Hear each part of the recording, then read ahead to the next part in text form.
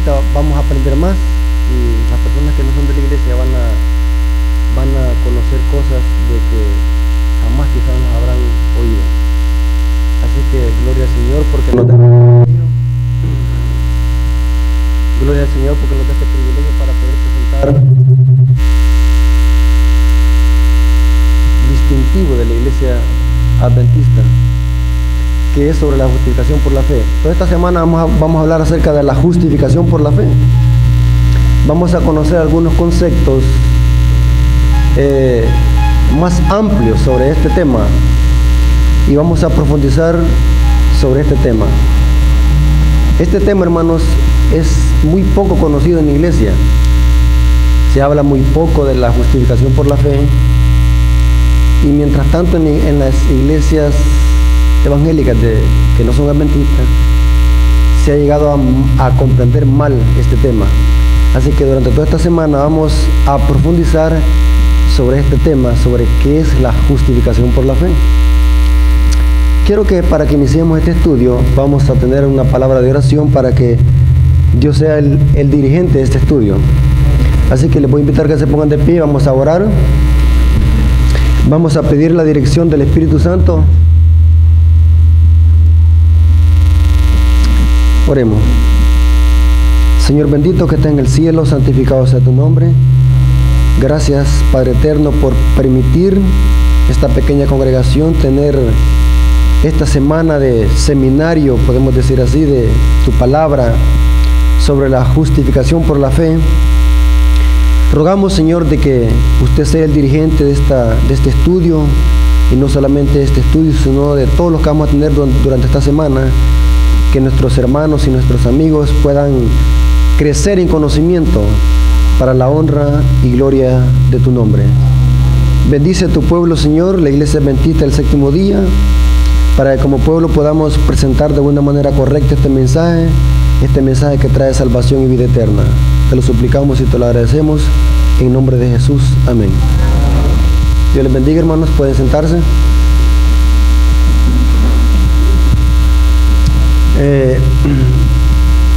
¿Habla Génesis de la justificación por la fe? Sí, es el libro que habla más de la justificación por la fe. Saben, hermanos, que hace poco venía hablando yo con un cristiano de otra denominación y él me decía de que el Evangelio inicia del Nuevo Testamento para acá.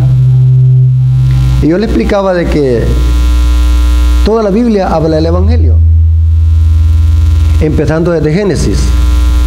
Así que en esta tarde vamos a ver de que el libro de Génesis es el libro que habla más del Evangelio. ¿Sabían ustedes eso? Nunca hemos oído quizás que hayan dicho el Evangelio según San Moisés, va, que nunca hemos oído eso. Y Moisés escribió de Jesucristo mucho, del Evangelio. Nosotros solamente oímos mencionar el Evangelio según San Mateo, el Evangelio según San Juan, el Evangelio según San Marcos, pero yo nunca he oído que digan, vamos a ver el Evangelio según San Isaías o San Malaquías. Si todos esos hombres hablaron del Evangelio. Vamos a usar como base una cita que está en el libro de San Juan, capítulo 5, versículo 39. Observen cómo dice esa cita.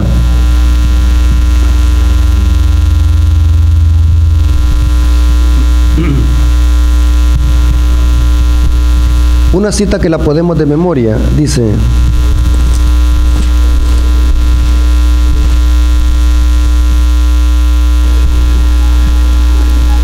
San Juan 5:39. Escudriñad las Escrituras, porque a vosotros os parece que en ellas tenéis la vida eterna, y ellas son las que dan testimonio de mí. Pregunto, hermanos, ¿de qué clase de Escrituras se estaba refiriendo Jesús cuando dijo estas palabras? Al Antiguo Testamento, correcto, porque el Nuevo Testamento no había sido escrito aún. Y usted me va a decir, ¿cómo sabemos eso? Los versículos 45 y 40, hasta al 47 nos explican de qué clase de escritura se refería Jesús. No penséis que yo voy a acusaros delante del Padre. Hay quien nos acusa, Moisés, en quien tenéis vuestra esperanza. Porque si creyeses a Moisés, me creerías a mí, porque de mí escribió ¿quién? Pregunto, ¿cuántos libros escribió Moisés? ¿Ah? En efecto, la tradición dice que fueron 5, pero también se ha llegado a constatar, y eso lo corrobora también el Espíritu Profecía, de que el libro de Job también fue escrito por Moisés. ¿Sabían ustedes eso? Pero lo interesante es que Jesús aquí está diciendo de que los escritos de Moisés o el Antiguo Testamento, ¿de quién hablan? De Cristo. O sea que todos los escritos de Moisés, empezando desde Génesis, pasando por los Salmos y los profetas, ¿de quién hablan? Según este texto, de Cristo Jesús. Porque todas las escrituras dan testimonio de mí.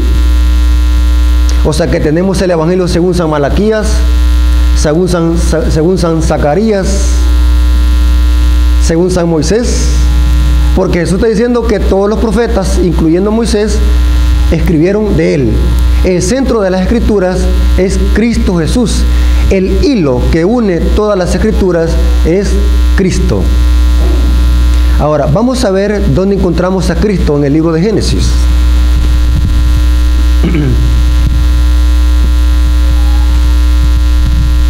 Busquemos Génesis capítulo 2, versículo 15 al 17.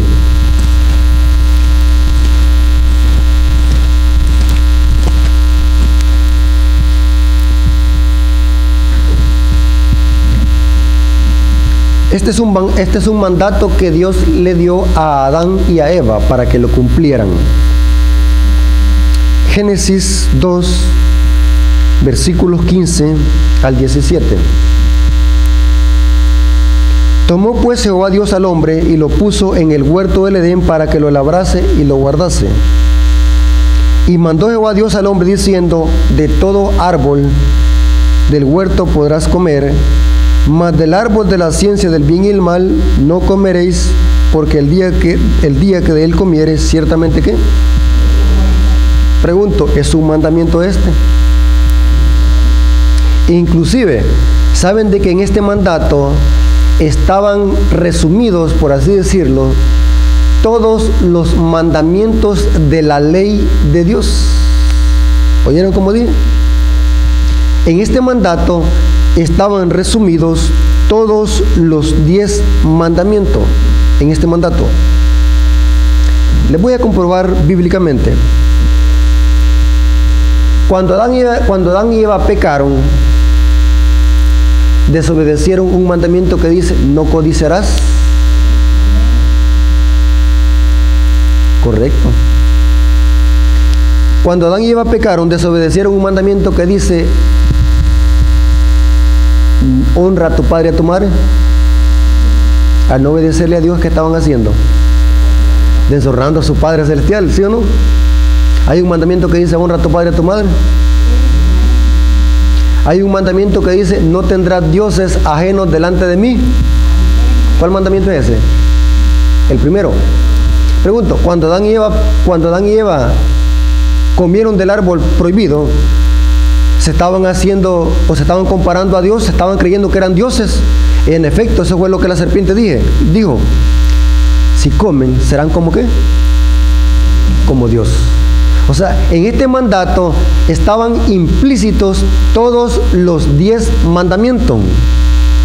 Ahora, cuando Adán y Eva pecaron, la Biblia dice que quebrantaron la ley.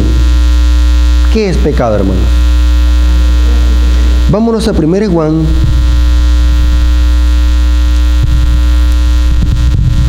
Un versículo muy conocido.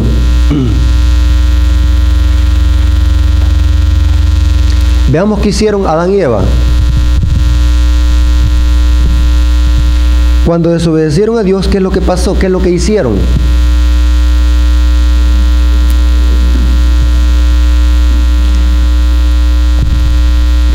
Primero Juan 3:4.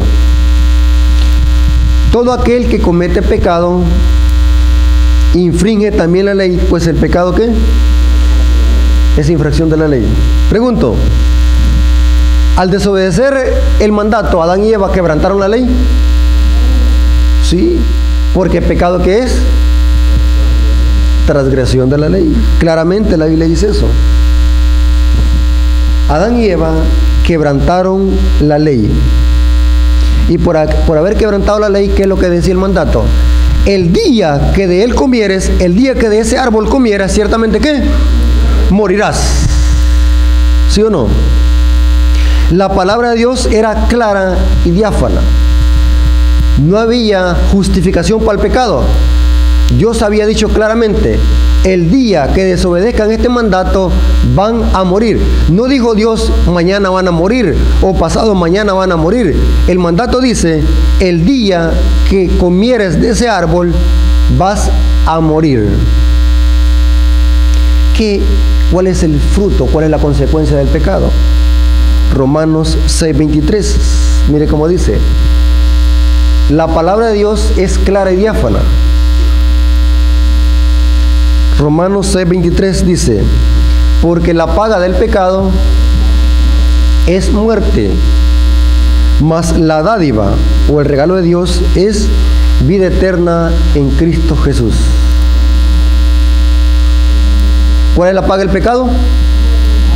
¿Qué es lo que merecía Adán y Eva en ese instante por haber quebrantado la ley? La muerte. ¿Sí o no? Porque aquí Pablo está diciendo claramente que la paga del pecado es muerte. Y no está hablando aquí Pablo de una muerte física que tenemos que enfrentar por naturaleza. Pablo está haciendo un contraste entre vida eterna y muerte eterna.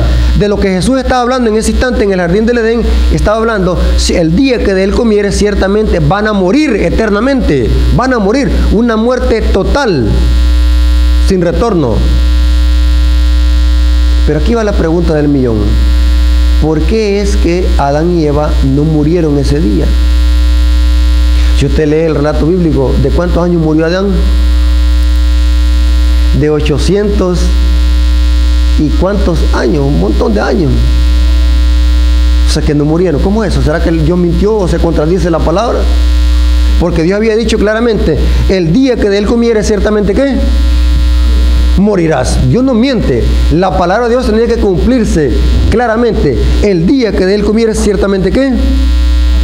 Morirás. Ahora, ¿qué hay algo bien interesante? ¿Cuál es el carácter de Dios? Saben de que el carácter de Dios es justicia y misericordia. Dios había dicho, el día que de él comieres, ciertamente morirás. Dios tenía que cumplir porque él es justo. Tenía que destruirlos, tenía que darles la paga, porque la Biblia dice que la paga del pecado es muerte. O sea que si yo trabajo con el pecado, según Pablo está diciendo, si yo trabajo con el pecado, ¿qué es lo que me va a pagar el pecado? ¿Cuál es el salario del pecado, según Pablo?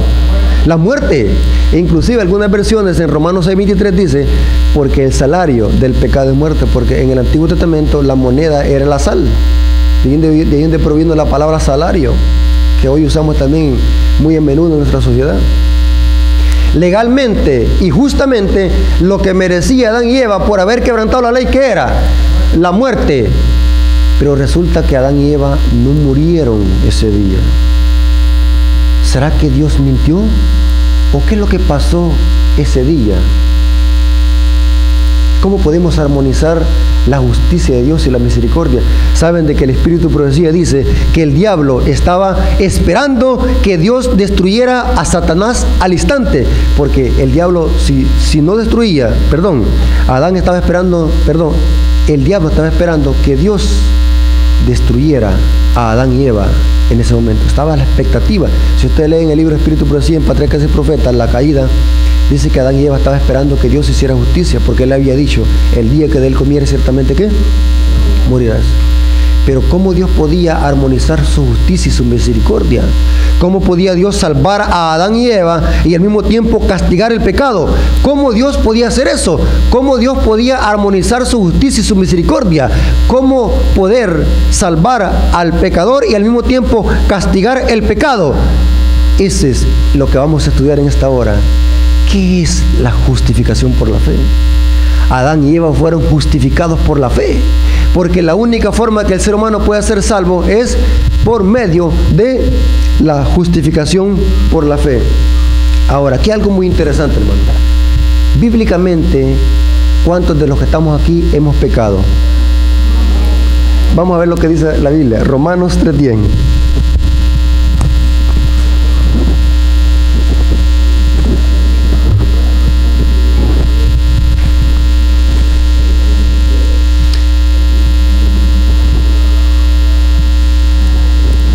Romanos 3:10 dice, como está escrito,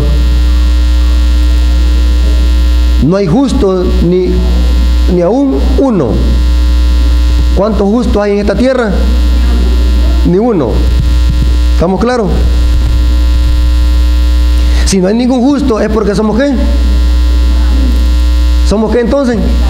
Pecadores. ¿Qué es lo que merecemos según lo que estamos estudiando? La muerte. ¿Están conmigo? ¿No se han perdido? Legalmente lo que merecemos ¿qué? Es la muerte. Pero ahora miren lo que dice Romanos 3:23. Romanos 3:23. Por cuanto todos pecaron, están destituidos ¿qué? ¿Qué es lo que merecemos? Usted y yo, ¿qué es lo que merecemos? La muerte. O sea que no podemos decir solo Adán merecía la muerte, porque también nosotros hemos pecado y merecemos ¿qué? La muerte. ¿Estamos claros? Inclusive 1 Juan 1:10, mire qué dice. Si decimos, 1 Juan 1:10,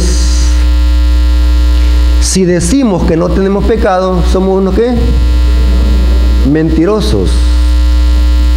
Y la verdad no está en nosotros. Y lo peor aún, hacemos mentirosos ¿qué? A Dios. Tremendo. ¿Cuántos hemos pecado? ¿Cuántos hemos trabajado para el pecado? ¿Qué es lo que tiene que pagar Dios? Justamente la muerte. ¿Están conmigo, hermanos? Legalmente Dios paga lo que los merecemos. Si trabajamos con el pecado, ¿qué le va a pagar Dios? La muerte eterna. Pero si trabajamos o somos justos, vamos a recibir la vida eterna. Pero acabamos de ver lo que dice la Biblia, que no hay ningún justo, ningún uno. ¿Están aquí, hermanos? ¿Me están entendiendo? ¿Estamos quedando claros? Todos hemos pecado y estamos destituidos de la gloria de Dios. Todos merecemos morir porque hemos quebrantado la ley, porque el pecado es infracción de la ley, claramente. Ahora la pregunta es, y aquí viene lo interesante, hermano, ¿por qué es que Adán y Eva no fue muerto o no fue destruido en el mismo día que pecó? ¿Por qué razón? Vamos a ver lo que dice el libro de Génesis 2:25.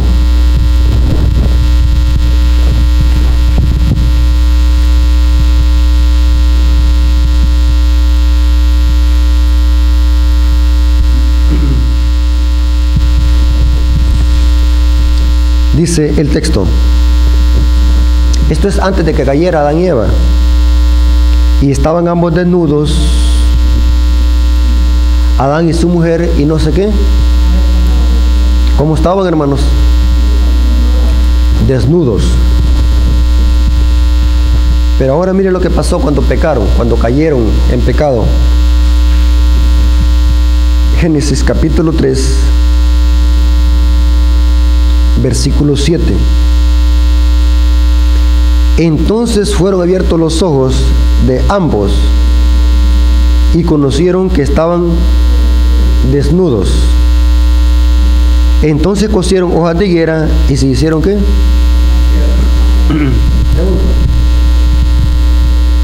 ¿Acaso antes de caer no estaban desnudos? Sí, aquí acabamos de leer el texto. Pero después de que pecaron, se vieron desnudos.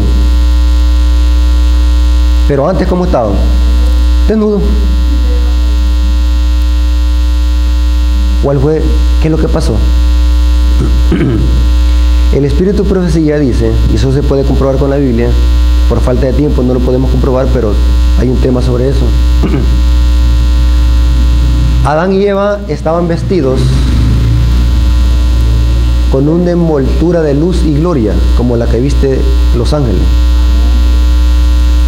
Pero estaban desnudos respecto a vestiduras artificiales. O sea que ellos no portaban una vestidura como la que nosotros usamos en este momento.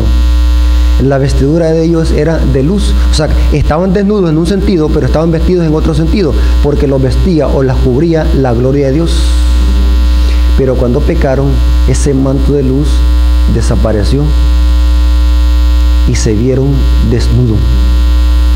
Pero el texto, si ustedes leen el versículo 7, dice que se cosieron delantales para hacerse, y eran delantales de hojas de higuera, y se hicieron delantales para cubrir su desnudez. Pero si ustedes leen el texto, el versículo 8, siempre se seguían escondiendo de la presencia de Dios. Hermanos, ¿será que esa desnudez era mucho más profunda que una desnudez externa, una desnudez física? Porque por lógica, si estaban cubiertos con las hojas de higuera, ya no podían verse desnudos. Pero según la Biblia dice que seguían escondiéndose de la presencia de Dios. ¿Será que esta desnudez era mucho más profunda que una desnudez física, de una luz física que los cubría? Sí, hermano. Al usar delantales de hoja de higuera, ¿sabe qué es lo que estaban diciendo Adán y Eva? Que querían vestirse, o querían salvarse, o querían justificarse por sus propias obras al hacerse delantales. O sea, los delantales de higuera, de hojas de higuera, representan una justificación por obras. El ser humano no puede salvarse por sus propios méritos, porque acabamos de ver que la Biblia dice que no hay ningún justo, ningún uno. Porque todos hemos pecado y estamos destituidos ¿de qué? De la gloria de Dios. No hay nada bueno en nosotros, no hay nada. Inclusive la Biblia dice que somos como trapos ¿de qué? Inmundicia. Nuestra justicia es como trapo de inmundicia. Inclusive el comentario bíblico adventista dice que la palabra trapo de inmundicia en el original es trapo de menstruación. Mire cómo compara Dios nuestra justicia. En aquel tiempo no habían toallas femeninas como las que usan hoy las mujeres. En aquel tiempo eran trapos, y Dios así compara nuestra justicia. Tremendo, hermanos. ¿Sabían ustedes eso? Es como trapo de inmundicia. Adán y Eva querían cubrir su desnudez, querían cubrirse, querían salvarse, querían justificarse por su propio mérito, y era imposible. Siempre seguían escondiéndose de la presencia de Dios. Pero ahora mire lo que hizo Dios. Génesis capítulo 3, versículo 21. Y Jehová Dios hizo al hombre y a su mujer túnicas de pieles. ¿Y los qué? Vistió. ¿Quién hizo esas pieles? ¿Quién hizo esas túnicas? ¿De qué fueron esas túnicas? De pieles. Algunos teólogos han tratado de explicar este texto que eran pieles. Por lógica tuvieron que haber muerto por lo menos 2 animales, porque el texto dice: y Jehová hizo túnicas de pieles, no dice de pieles. Por lo menos tuvieron que haber sido o muerto 2 animales. Algunos teólogos han tratado de explicar este texto que posiblemente hayan sido pieles de tejón. Y la conclusión que ellos han llegado es porque el santuario, la carpa del santuario, el techo del santuario era de pieles de tejón. Pero no necesitamos los teólogos para que nos expliquen pieles de qué animal eran. ¿De qué creen pieles? ¿De qué eran estas pieles? Porque aquí dice el texto que Dios los vistió. Significa que si Dios los vistió, significa que los animales, ¿quién los mató? ¿Están aquí conmigo, hermanos? ¿Quién los mató? Dios. Lean el texto. Y Jehová Dios hizo al hombre y a su mujer túnicas. ¿Quién las hizo? No fue el hombre. ¿Qué es lo que hizo el hombre? El hombre lo que hizo fue ¿qué? Delantales de hojas de higuera, pero eso no los cubría de su desnudez. Dice que Dios hizo al hombre y a su mujer túnicas de pieles y los vistió. La pregunta que acabamos de hacer es: ¿qué clase de animales o qué representa a esas pieles? El libro de Primera de Pedro nos dice que representa la justicia perfecta de Cristo Jesús.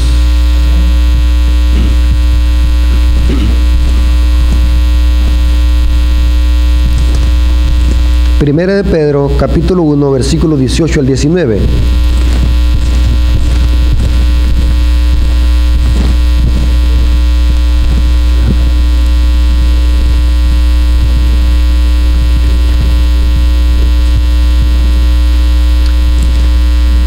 leamos. ¿Pieles de qué eran? Vamos a ver si eran de tejón o qué. Sabiendo que fuiste rescatados de vuestra vana manera de vivir, la cual recibiste de vuestros padres, no con cosas corruptibles como oro o plata, sino con la sangre preciosa de Cristo, como un cordero sin mancha y sin contaminación. ¿Pieles de qué eran? ¿A quién simbolizaban esas pieles o esos animales que Dios mató para vestir a Adán y Eva? ¿A quién representaban? ¿O pieles de qué eran? Pieles de un cordero que simbolizaba o representaba a quién? A Cristo Jesús. Apocalipsis 13:8.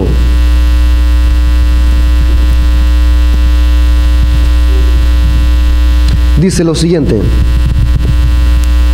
y adoraron todos los moradores de la tierra, cuyos nombres no estaban escritos en el libro de la vida del Cordero, que fue inmolado desde el principio del mundo.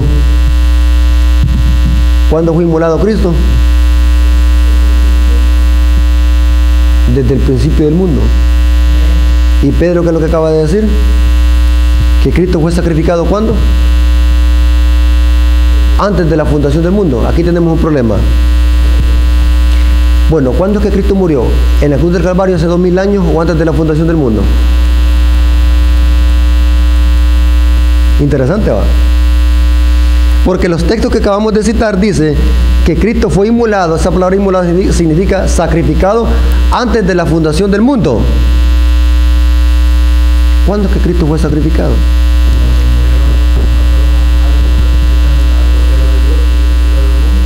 Les voy a explicar eso, hermano. Les voy a explicar. Pongan mucha atención.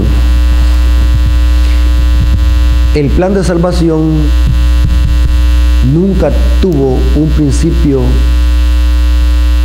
como por decir así. Adán y Eva pecaron, inmediatamente Dios o la deidad dijo: vamos a ver qué es lo que hacemos.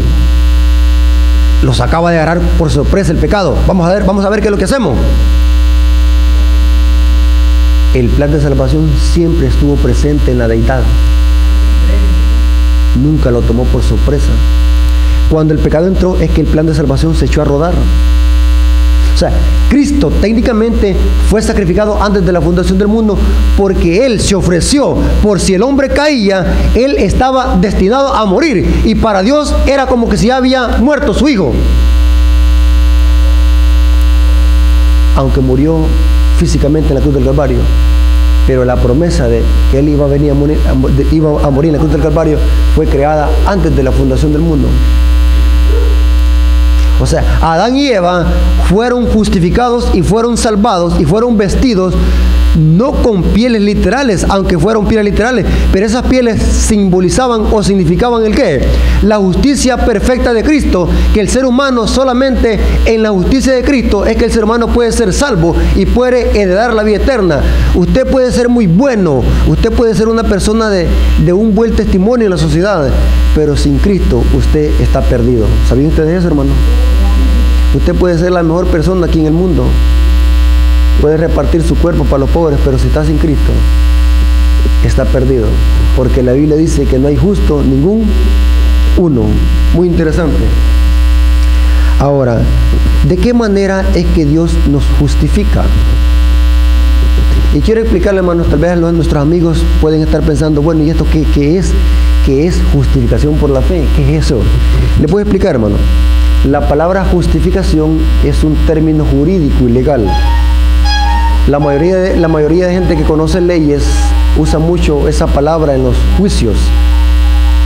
El acusado quedó justificado, dicen los abogados, cuando quedó libre.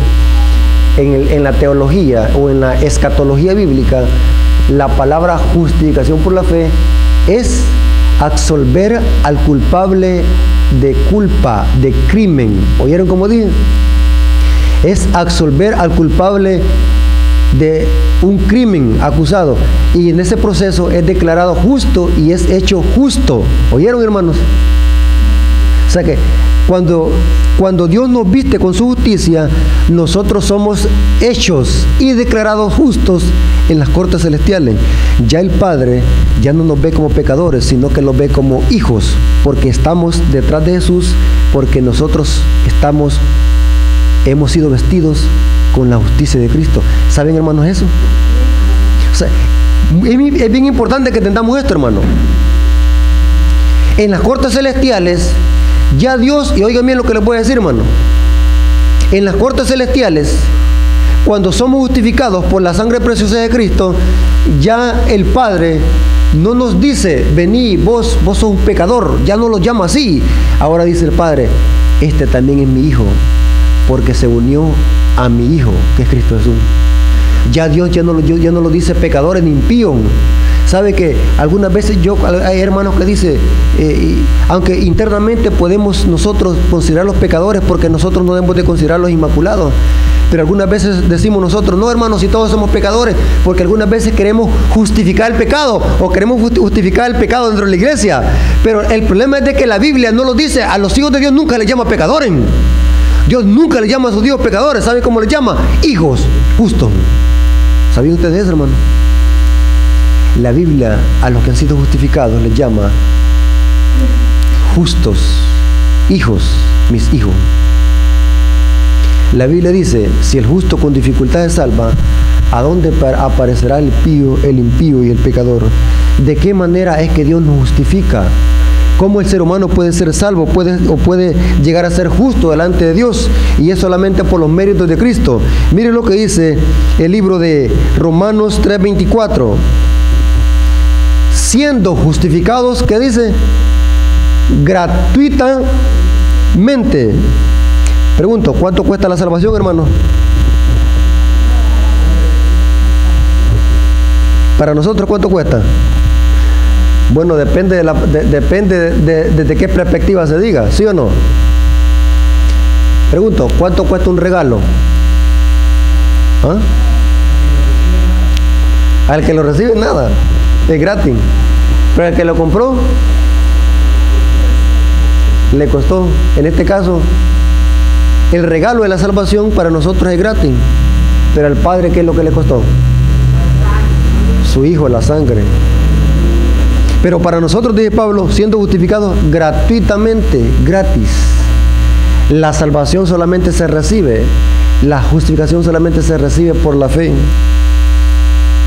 Somos justificados gratuitamente. ¿Saben, hermanos? ¿Entienden ustedes esa palabra gratis?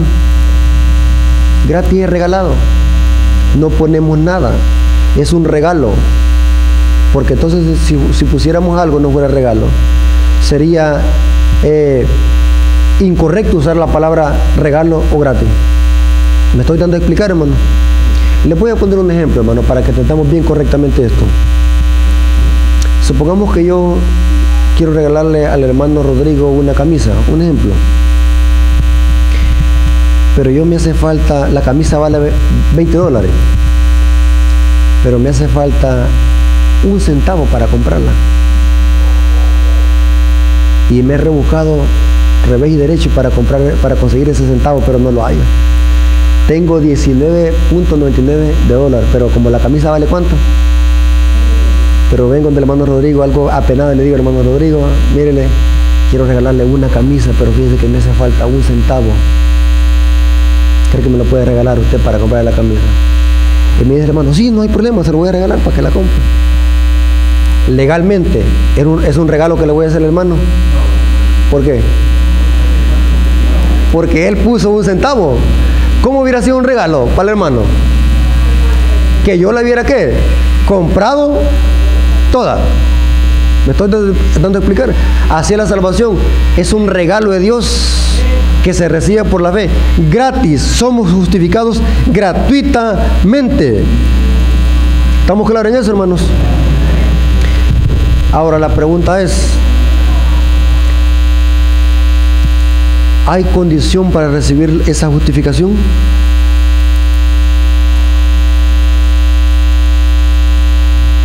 Hay una cita en el libro Fe y Obras de Elena de White. Cosa seria esta cita. Fe y Obras, página 107. Tremenda cita. Por favor, hermanitos, no se vayan a quedar durante toda esta semana. Vamos a estudiar unos temas preciosos, profundos. En este momento solamente les estoy dando el dulce. No se vayan a quedar. ¿Cuándo es que nosotros somos justificados? ¿En qué momento es que el pecador es justificado? Oiga lo que dice el libro Fe y Obras, página 107. Cuando el pecador penitente, ¿saben qué significa la palabra penitente? Arrepentido. Cuando el pecador penitente, contrito delante de Dios, comprende el sacrificio de Cristo en su favor y acepta este sacrificio como su única esperanza en esta vida y en la vida futura, sus pecados son perdonados. Esto es justificación por la fe. ¿Oyeron, hermano? Cuando es que Jesús nos viste con su justicia y nos dice en los atrios celestiales, ahora Rafael Díaz ya no es un pecador, ahora Rafael Díaz es un justo, es un hijo mío, legítimo. ¿Cuándo? Cuando vengo contrito a Él y arrepentido. ¿Cuál es la condición para ser justificado? Entonces, Dios no nos puede justificar en pecado. Dios no nos puede justificar en adulterio. Dios no nos puede justificar a ti. Para que Dios nos justifique, tenemos que arrepentirlos y aceptar el sacrificio por la fe. En ese momento, en los atrios celestiales, el Padre, ¿cómo lo llama? ¿Pecadores o justos? Justos. Y sigue diciendo: cada alma creyente debe conformar enteramente su voluntad a la voluntad de Dios y mantenerse en un estado de arrepentimiento y contrición, ejerciendo fe en los méritos expiatorios del Redentor y avanzando de fortaleza en fortaleza y de gloria en gloria. Están notando cómo la sierva del Señor usa el término arrepentimiento y contristarse o humillarse delante de Dios para poder ser justificado. O sea, Dios no puede justificar en pecado como por decir, no, hermano, yo lo que necesito es tu corazón, no importa cómo estés, vive en pecado. Ese evangelio barato que están predicando en las iglesias hoy, en la iglesia evangélica. El evangelio barato. No sé si ustedes han oído esa palabra, salvo, siempre salvo. Esa palabra es diabólica. Porque es un ataque a la justicia de Cristo. Salvo, siempre salvo. No importa cómo vivamos, no importa si tenemos otra mujer, no importa si vivimos en pecado. Lo que importa, ¿qué? Es que tú creas en Dios. Diabólico,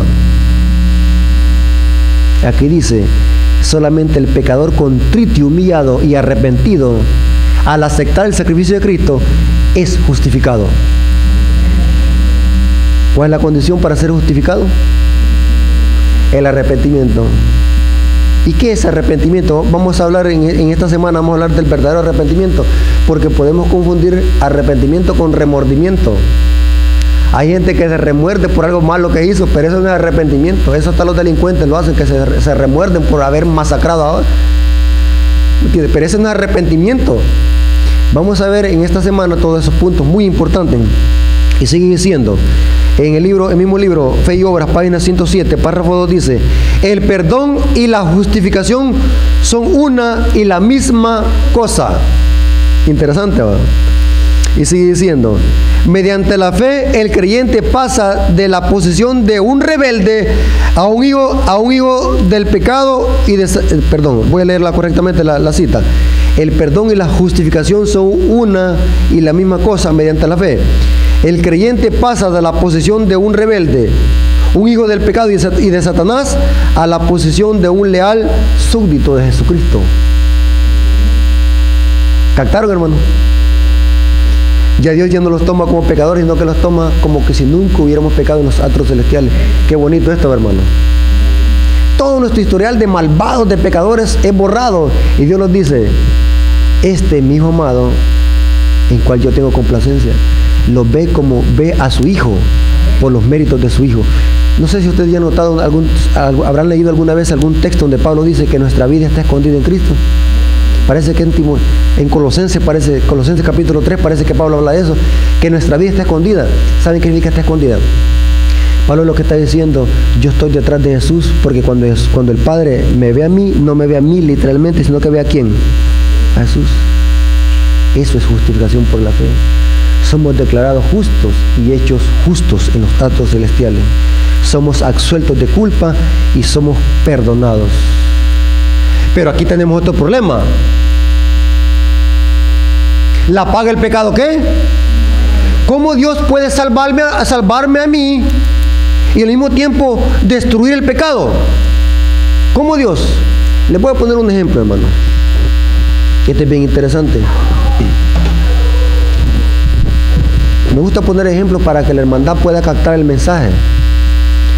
Supongamos que yo voy por la carretera a 100 kilómetros por hora y me pasa el semáforo. Aquí en El Salvador, ¿cuánto es lo máximo del límite de la velocidad?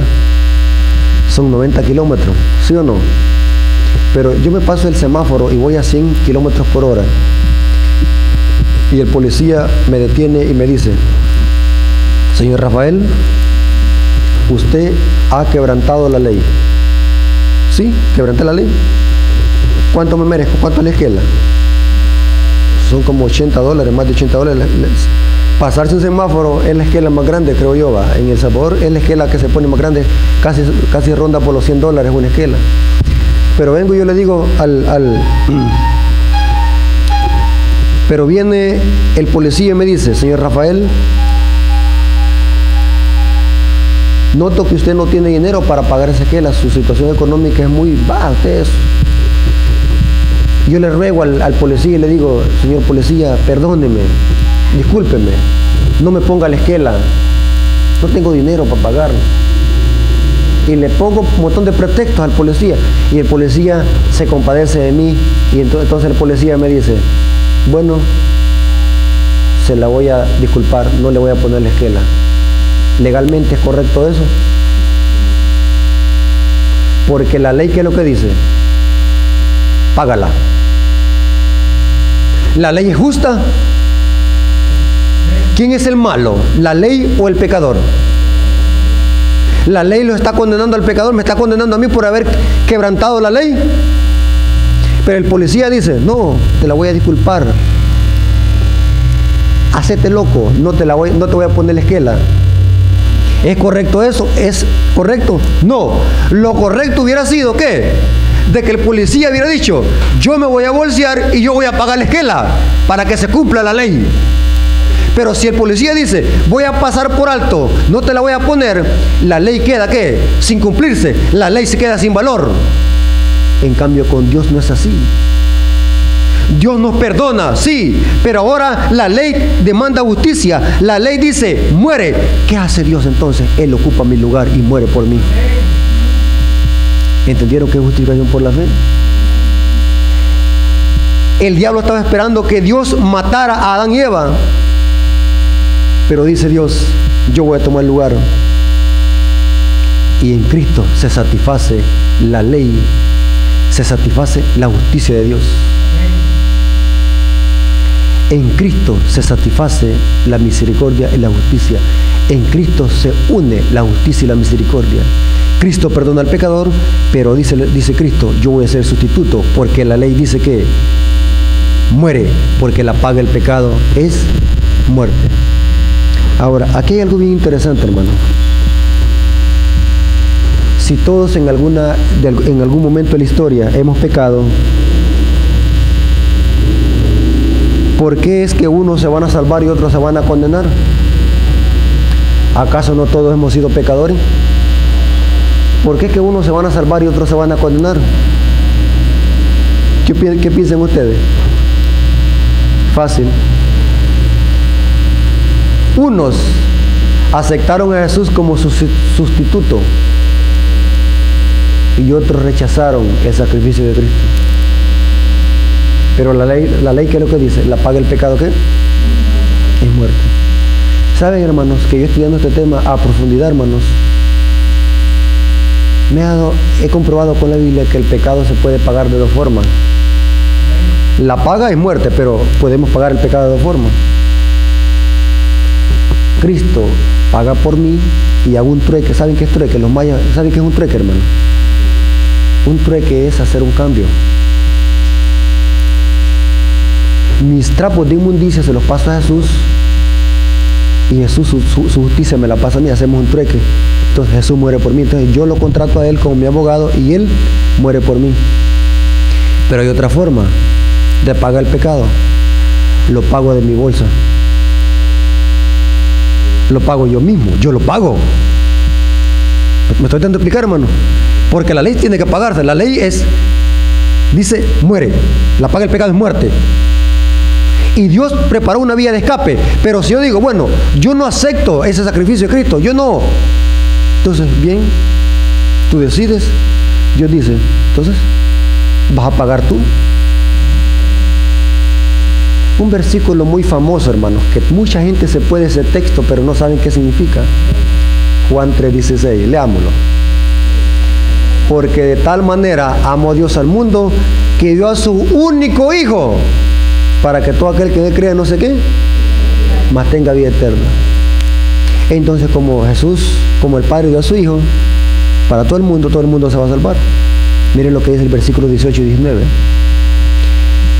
El que cree en Él no es condenado, pero el que se niega a creer ya ha sido condenado. ¿Por qué es que unos se van a salvar y otros se van a condenar? Porque rechazaron ese regalo gratuito que Dios nos dio en la cruz del Calvario gratuitamente. Ahora, aquí hay algo bien interesante que quiero que notemos, algo muy interesante. Pongan mucha atención, amigos y hermanos. La Biblia dice que la paga del pecado es muerte, mas la dádiva de Dios es vida eterna. La pregunta es, si Jesús pagó mi culpa y la paga del pecado, ¿cuál es? ¿Muerte física o muerte eterna? Muerte eterna. Aquí va la pregunta del millón. ¿Por qué es que Jesús no murió eternamente? No se vayan a quedar toda esta semana. Vamos a hablar de la naturaleza humana de Jesús. ¿Por qué es que Jesús no murió eternamente? Porque fue Dios. Alguien me dijo así, ¿por qué Él era Dios? Sí era Dios, pero él no murió como Dios, porque Dios no puede morir. Jesús murió como hombre. Fue su naturaleza humana que murió. Pero le pregunté, ¿por qué es que no murió eternamente? Si Él pagó su culpa y la mía, ¿por qué es que no murió? La ley se tiene que cumplir, la paga el pecado de muerte. Si hicimos un trueque con Jesús, ¿por qué es que no murió eternamente? ¿Sabían ustedes eso? Si usted me dice, es porque Él es Dios, pero la Biblia no se puede contradecir. Dios dice, la paga el pecado de muerte. Y si Él pagó por mí, ¿cuál muerte tiene que morir Jesús? La muerte eterna. ¿Están aquí, amigos y hermanos? ¿Están aquí, amigos? ¿Me están agarrando lo que quiero decir? ¿Me estoy dando a entender? ¿Saben, hermano, por qué es que Jesús no murió eternamente? Porque Jesús no es el culpable del pecado. ¿Quién es el culpable del pecado? Satanás. Pregunto, ¿el lago de fuego para quién fue creado según Mateo 25? Para Satanás y sus ángeles. Interesante, ¿no? El lago de fuego no fue preparado para ningún pecador, según Mateo 25. El culpable del pecado es Satanás. Jesús no es el culpable del pecado. Romanos 6:23 va a tener su clima y su cumplimiento final cuando Dios mande al lago de fuego a Satanás y a sus secuaces. Porque la paga del pecado es muerte, Jesús no es el culpable. Y ustedes me van a decir, bueno, y eso tiene lógica. O sea, que será que Satanás entonces muere por los pecados de sus hijos, de los justos, pues. Porque él va a pagar por los pecados de los justos. En el libro de Esther, por falta de tiempo no podemos hablar de eso, hay una historia tipológica y profética, apocalíptica. En el libro de Esther tenemos un ejemplo de eso. ¿Se acuerdan ustedes del libro de Esther? Tengo un seminario sobre el libro de Esther, precioso, hermano. Amán había tramado, ¿qué? Una trampa para matar ¿a qué? A los judíos, pero resulta que se volcó, ¿qué? La horca para los judíos. ¿Para quién sirvió? Eso mismo pasará con Satanás. El acusador que acusaba a los hijos de Dios día y noche, esos pecados de los justos van a ser echados ¿sobre quién? Sobre Satanás, que es el culpable e instigador del mal. Ahora, hay dos formas de pagar el pecado. Cristo muere por mí o yo lo pago. Saben, hermano, lo interesante es que la Biblia enseña de que a Jesús se le llama el Cordero de Dios que quita el pecado del mundo. Pero también a los impíos se les llama Cordero. Les voy a leer una cita en el libro de Ezequiel, donde la Biblia dice que los impíos que rechacen el sacrificio de Cristo van a morir ellos como corderos también. Interesante, hermano. En el libro de Ezequiel 39 dice lo siguiente el profeta Ezequiel. Ezequiel capítulo 39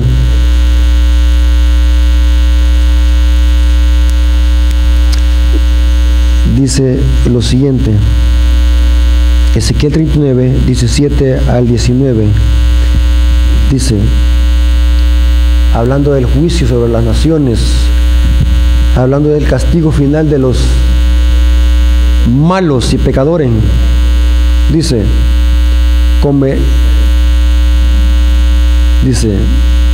vamos a leer desde el 17 al 19. Tú, hijo de hombre, así ha dicho Jehová, el Señor, di a las aves de toda especie y a toda fiera del campo, juntaos y venid, reunidos de todas partes a mi víctima, que sacrifico para vosotros. ¿Qué es lo que está haciendo Dios aquí? Va a tener un gran sacrificio. Y aquí dice, mi víctima. ¿Cuáles eran los animales que se sacrificaban en el santuario, hermanos? Corderos, mayormente corderos, machos cabríos, toros. Para vosotros un sacrificio grande como sobre los montes de Israel, y comeréis carne y beberéis sangre. ¿Pero carne de qué? Comeréis carne de fuertes y beberéis sangre de príncipes de la tierra, de carne de corderos, machos cabríos.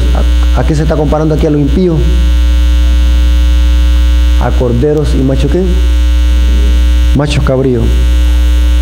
De buey y de toro, engordados todos en Basán. Estos eran animales que se sacrificaban en el santuario para expiación y para perdón de culpa. Animales limpios. Que todos esos animales simbolizaban a Cristo. Pero aquí Dios no está diciendo o comparando los corderos con Cristo, sino que está comparando los corderos ¿con quién? Con los impíos, con príncipes. Va a haber un gran sacrificio. Y sigue diciendo, comeréis grosura hasta saciaros, y beberéis hasta embriagarnos de sangre de las víctimas que yo sacrifique. ¿Qué es lo que va a hacer Dios con los impíos? Los va a sacrificar como corderos. ¿Quiénes van a pagar entonces? Ellos van a pagar. ¿Me estoy dando a explicar, hermano? La única forma de poder librarse de la culpa y de la condenación eterna es solamente por los méritos de Cristo. Eso es justificación por la fe. Y este es el mensaje que la iglesia debe estar predicando hoy en día, hermanos. El mensaje de la justificación por la fe. Inclusive, este mensaje precioso es el que se predicó en 1888, una fecha que muchos adventistas ignoran y que no saben ni qué pasó en esa fecha. El mensaje de la justificación por la fe es el centro del mensaje de los tres ángeles. El mensaje de la justificación por la fe es el mensaje que alumbrará la tierra con la gloria. Es el mensaje que encontramos en Apocalipsis 18, versículo 1 al 4. Hermanos, qué precioso mensaje, que el Padre nos creó una vía de escape para poder llegar nuevamente al cielo, donde una vez fuimos expulsados por el pecado. ¿Saben, hermanos, que antes del pecado Adán y Eva podían ir al cielo? Antes de que cayera, ¿sabía usted que Adán y Eva podían ir al cielo? ¿No sabían ustedes eso? Pero después del pecado, a Adán y Eva se le quitó el acceso, y quien iba en lugar de Adán y Eva, ¿sabe quién iba? Satanás. Vendrá un tiempo, hermano, donde los redimidos ocuparán el lugar que los ángeles caídos dejaron. Y solamente es por los méritos de Cristo. Sin Cristo el ser humano no es nada en esta tierra. Sin la justicia de Cristo el ser humano no es nada. Es bien importante que tengamos en claro en esto como adventistas del séptimo día, que somos justificados por la fe gracias a los méritos de Cristo. ¿Cuántos dicen amén? ¿Quedó claro, amigos y hermanos, qué es justificación por la fe? ¿Quedó claro? Bueno, me alegro mucho, hermanos, y quiero que hagamos una oración para que estos temas puedan tener algún efecto en nuestras vidas y podamos vivirlos en armonía de acuerdo a la luz que conocemos. ¿Hay alguna pregunta, hermanos? ¿No hay ninguna pregunta? Sería bueno que hiciéramos preguntas. ¿Se puede, hermano? Algo que los hermanos no comprendieron o no captaron. ¿Está claro? O si no hacen preguntas, puedo hacerlas yo. ¿Qué es justificación por la fe? Se les olvidó, ¿va? Es absolver de culpa a un pecador y declararlo y hecho justo. ¿Qué es justificación por la fe? Es absolver a un pecador ¿de qué? De culpa. Eso se llama justificación. Quedó justificado. ¿Cómo se hace eso? Cuando nosotros nos arrepentimos y venimos contritos y humillados delante del Padre, y Cristo nos viste con su justicia y somos declarados y hechos justos. Vamos a orar para que Dios nos ayude en este aspecto y podamos cada día depender de nuestro amante Salvador. Pónganse de pie, amigos y hermanos, vamos a orar. Los invito mañana, no se vayan a quedar, hermanos. Vamos a hablar de un tema muy importante. Yo creo que vamos a hablar de Caín y Abel, ¿va? Caín y Abel y la justificación por la fe. No se pierdan mañana, hermanos. Caín y Abel representan solamente dos grupos. Y siempre han existido dos grupos durante toda la historia. No hay más. Mañana vamos a ver que si no estamos en un grupo, vamos a estar ¿en cuál? En el otro, por lógica. Sí. Así que preocupémoslo. Asegurémonos de estar en el grupo ¿de qué? De los que han sido lavados y emblanquecidos por la sangre del Cordero. Vamos a orar. Gracias, Padre bendito que está en el cielo, por tu palabra. Gracias por este mensaje que es de vida eterna. Gracias por este mensaje que trae salvación a la humanidad. Gracias, Señor, porque usted mandó a su Hijo a morir en la cruz del Calvario para que fuésemos salvos y fuésemos hechos justos por medio de tu sacrificio. Bendice a tu pueblo, Señor, bendice a las visitas, que mañana podamos estar aquí para poder glorificar tu nombre y poder conocer otro precioso tema para la honra y gloria tuya. Gracias por tu palabra, Señor, te lo suplicamos y te lo agradecemos en el nombre de Jesús. Amén. Dios les bendiga, hermanos, y los esperamos mañana.